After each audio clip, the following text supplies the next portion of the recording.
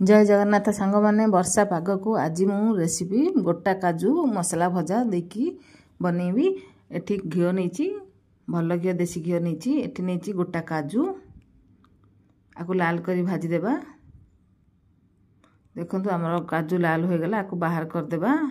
तापर आकु दे देबा गोलमरच गुंड बीट लूण हमर डेली यूज लूण आकु भल से गोळै देबा।